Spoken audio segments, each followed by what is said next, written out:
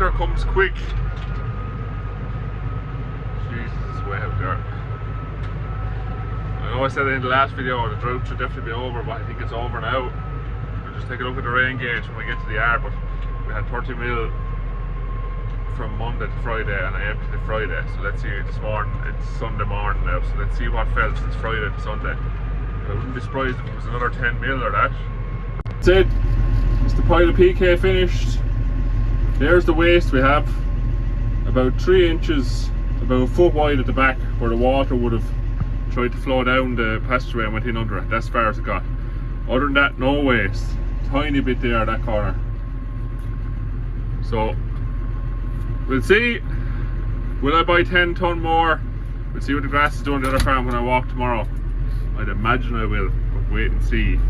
So, this video we're going to probably spend the video bringing you around, catching you up on different things, showing you stuff that we did a few weeks ago that and what position it's in today, and just generally catching you up on what has been going on. I want to show you the reseed first. The first reseed that we sowed on the grazing block. It's sowed now. It'll be 2 weeks. Wednesday. Today is Monday.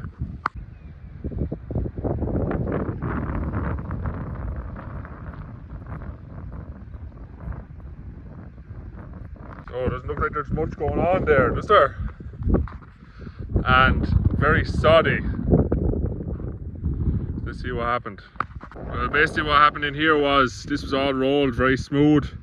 There was a young ryegrass crop of grass in here, only reseeded 5 or 6 years ago.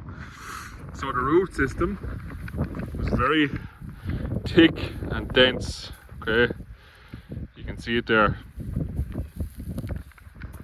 What happened, young ryegrass plants in it and not left for long enough after spraying off before we tilled it, and that means it's very rooty, soddy, extremely soddy.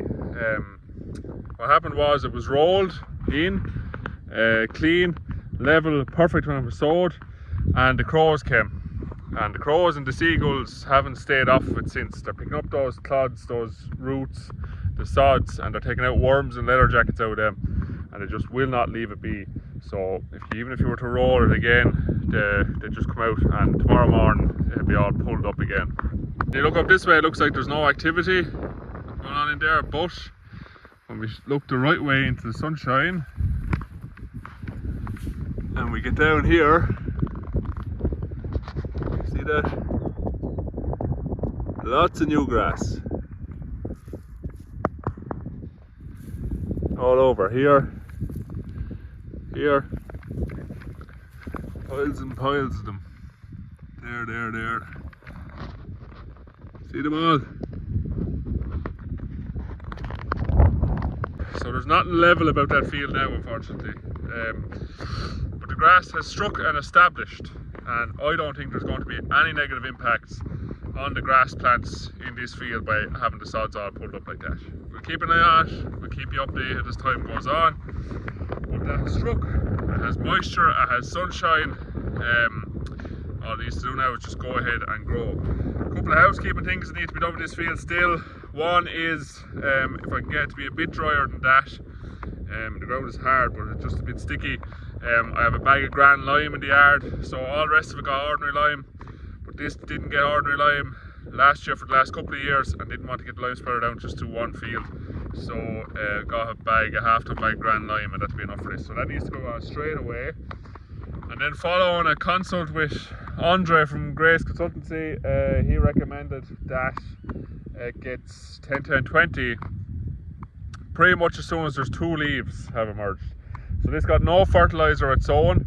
It got slurry and dung and it got it all mixed up, so that should be P and K sorted for the minute, but it will need nitrogen, so we're going to go with 2 bags of 10-10-20 as soon as the 2 leaves have appeared, or before it gets too wet, whichever comes first. If I see the weather getting too wet and there's 2 leaves, well then we'll go with fertiliser before then, and also obviously before the fertiliser closing date, but should all line up. Now next I'm going to put up a clip here of a field that we subsoiled, so a grazing field that we decided to subsoil while we were subsoiling the fields for reseeding. So basically the plan when we got the subsoiler was do all the ground that we wanted to reseed, and also do as much grazing ground that wasn't being reseeded as possible, because it was perfect conditions to get that shattering effect. It does a really good job at breaking up that pan. However, I'm going to show you a clip now next.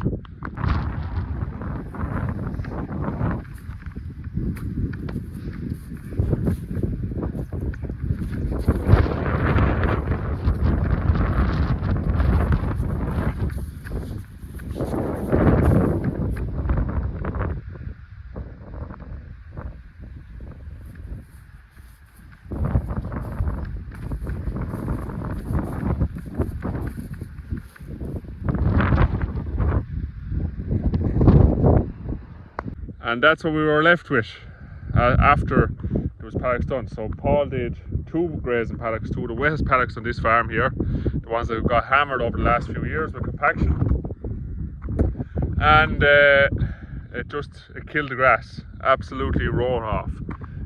We stopped when we had those 2 paddocks done and said, if we do this with all the paddocks, what little grass we had at the time, we're going to have 0 grass. Basically the grass died all along the roots, where the roots were broke by the subsoiler, and the disc, once it cut, it died, and everywhere the tractor drove, the pulling of the tyres put the grass under so much stress underneath the tyre marks that the field was dead, like it was sprayed off. It's hard to believe now from that previous video. But we've had about 35-40 mil of rain in the last 10 days. It has got 1 round of fertiliser, about 30 units of can, and I'm going to show you how the subsoil field from the exact same place standing looks today.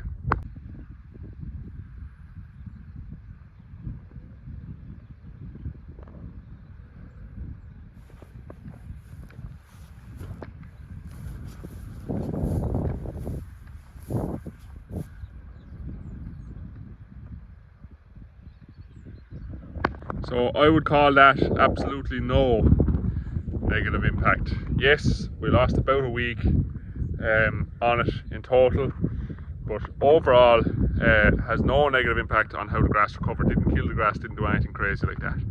So we're going to see how this field goes. Haven't been subsoiled, what it's like in the autumn, what it's like next spring, and we left something very interesting in the middle here to see how much of an impact the subsoil actually does have. So if we walk over here, you can see the lines of the subsoiler here, and then they stop.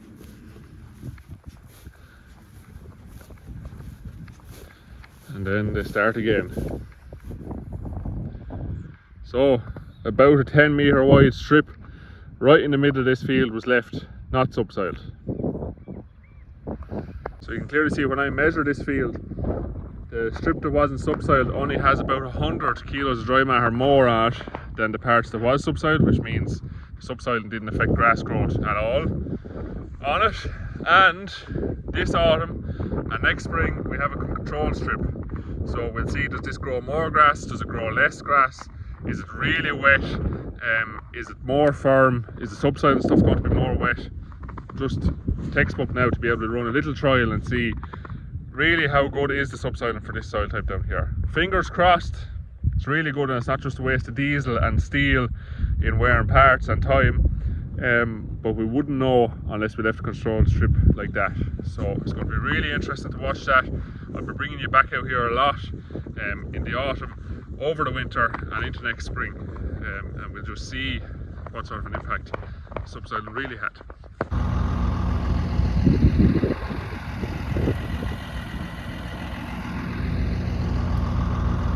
So you'll see there in that clip I was cleaning up the passageway here, getting rid of all the waste PK. Now there wasn't one full bucket full on the tractor of waste, in fairness now, out of 15 tonne. Really impressed. But I was cleaning it up because I didn't want it getting stinking, just sitting there in the yard. And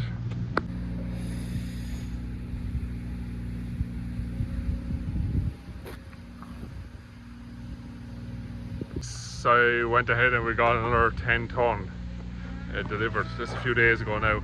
It's actually looks like it's nearly half gone, but anyway, it couldn't be half gone. But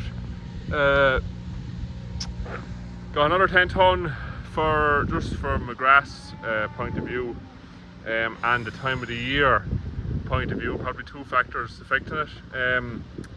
So basically, the grass when I walked on Monday, it didn't exactly double in the week, but average farm cover on the rented farm went from 200 the week before to 370, which is nearly double, but not quite. And the home farm here went from an average farm cover of 320 to 520. So look, they both went up by nearly 200 in the week. Now, I don't know, we've had a lot more rain again. We've had the guts of 70 mil now within the last 7 days or that. Ground is holding up really well because it was just so dry. And grass really kicked over, so the whole place is really green. I'll just give you a look at it.